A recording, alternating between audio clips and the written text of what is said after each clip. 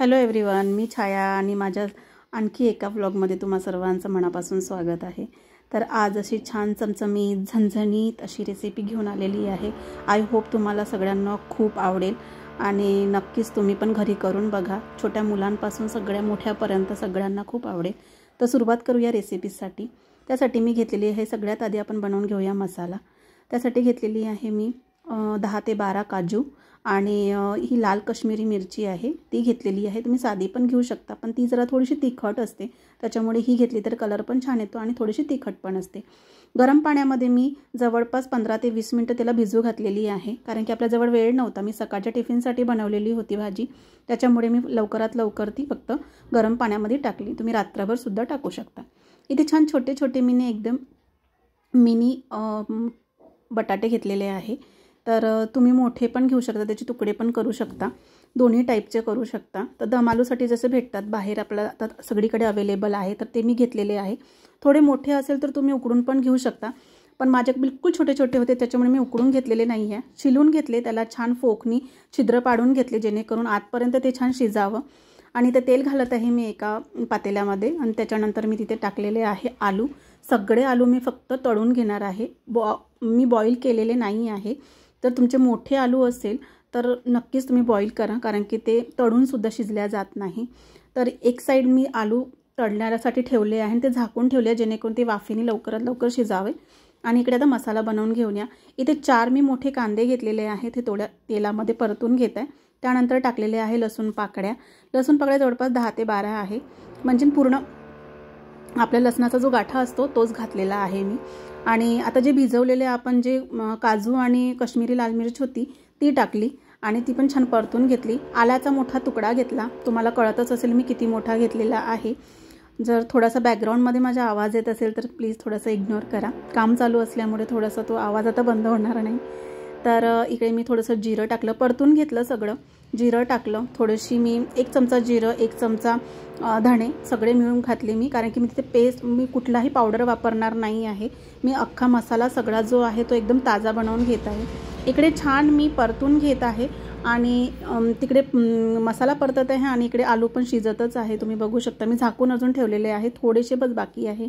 त्यानंतर 1 चमचा एवढीच खसखस घातलेली आहे, ऑप्शनल आहे, असेल तर घालू शकता, नाही तर घातली तरी चालेल।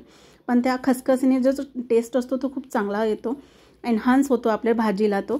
आणि त्याच्यानंतर मी घातली आहे 1 चमचाभर एवढी कसुरी मेथी, ती पण छान परतून घेऊया। इकडे मसाला आपला छान असा रेडी झालेला आहे परतून, आणि जेवढा आपण मसाला परतू तेवढा छान होईल, कारण की मग आपल्याला तेल टाकल्यानंतर जेव्हा तो आपण पेस्ट बनवू त्या पेस्ट आपल्याला जास्त परतला नाही तरी चालेल, तेल सुटेपर्यंत फक्त परतून घ्यायचा। तुम्ही बघू शकता मी एक आलू बघितला आहे की आपला झाला की नाही, ते छान असे आलू झालेले आहे, मी काढून पण ठेवलेले आहे बाजूला। मिक्सीचा पॉट घेतला आहे, त्याच्यामध्ये टाकूया आपण हा वाला मसाला। गरम गरमच तुम्ही बारीक करून घेऊ शकता किंवा थंड करून, तुम्हाला वेळ असेल तर तुम्ही थंड करून सुद्धा घेऊ शकता। बारीक नसेल होत तर थोडंसं पाणी पण तिथे घालू शकता, असं नाही की पाणी नाही घालायचं, बिना करायचं आहे, पण पाणी पण घालू शकता जर बारीक नसेल होत तर। इकडे चटणी छान तयार झालेली आहे, आपले मसाला जो असतो, आणि त्या तेलामध्ये मी घातलेलं आहे। तेल आणखी थोडंसं जास्त टाकलेलं आहे मी, कारण की अशा भाज्यांना थोडंसं तेल असलं म्हणजे ते तर्री वगैरे सुटली तर छान वाटतं। इथे छान आपण तेलामध्ये तो मसाला पूर्ण परतून घेऊया। वेगळं असा काही कांद्याचा पेस्ट किंवा असं वेगळं काही घालायचं नाही आहे, तोच मसाला आपल्याला परतून घ्यायचा आहे, दुसरं काहीही घालायचं नाही आहे, कारण की सगळं आपण त्यामध्ये घातलेलं आहे। मसाला इकडे परतला जात आहे तोपर्यंत आपण 2 टोमॅटोचा इथे प्युरी करून घेऊया। टोमॅटो अख्खे असे मी जसे कट केले तसे पण घालू शकता, पण प्युरी घातल्यामुळे काय होतं, जो त्याचा टेस्ट असतो तो थोडासा आंबटपणा जो असतो तो आपल्या भाजीला लागतो। आणि तसं पण आपण त्याच्यात दही घालणार आहोत, त्याच्यामुळे एवढं काही टेन्शन नाही आहे, पण आपल्याला फक्त दम आलू करायचे आहे, त्याच्यामुळे आपल्याला पेस्टच घालायची आहे। तुम्ही असं पण घातलं तरी चालतं, काही प्रॉब्लेम नाही आहे। इथे छान तेल सुटेपर्यंत मस्त मी मसाला परतून घेतलेला आहे। त्यानंतर घातलेली आहे मी टोमॅटोची पेस्ट। टोमॅटोची पेस्ट टाकल्यानंतर अजून ते तेल सुटेपर्यंत आपल्याला परतून घ्यायचं आहे। तर त्याआधी आपण तिथे तिखट, मीठ, हळद हे चवीनुसार घालणार आहोत। तुमच्याकडे जास्त तिखट, कारण की ऑलरेडी तिथे लाल मिरची घातलेली आहे सुकी, तर तिखट थोडंसं जपून वापरा। आणि जर तिखट तुम्हाला आवडत असेल तर तिखट जास्त पण टाकलं तरी चालेल। हळद, मीठ तुम्ही आवडीनुसार टाकू शकता, जसं तुम्हाला चव पाहिजे तशी। तर इथे छान टाकलं आहे आणि ते तेल सुटेपर्यंत मी छान परतून घेतलं आहे। त्यानंतर घालत आहे मी छान घट्टसर गोड दही, आणि दही त्या टाईमला घालायचं आहे जेव्हा ती उकळी येते तेव्हा घालायचं नाही आहे, दही फुटू शकते। दही पाण्यासारखं घेऊ नका, छान असं घट्टसर घ्या आणि छान असं मिक्स केलेलं, म्हणजे एकदम प्लेन दही घ्या, जेणेकरून ते दही टाकल्यानंतर फुटणार नाही. कधी कधी तुम्हाला लक्षात येत असेल माझं म्हणायचं काय आहे की ते दही टाकल्यानंतर ती भाजी फुटल्यासारखी वाटते, तर तसं करायचं नाही आहे आपल्याला. तर त्याच्यासाठीच आपल्याला घट्ट दही आणि छान प्लेन दही घ्यायचं आहे. इथे मी पाणी टाकलं आहे मसाला खाली लागू नये म्हणून. छान तेल सुटलं आहे मसाल्याला. त्यानंतर घातलेले आहे छान असे बटाटे घातल्यानंतर तुम्ही बघू शकता भाजीचा कलर सगळं हे इतकं सुंदर दिसत आहे.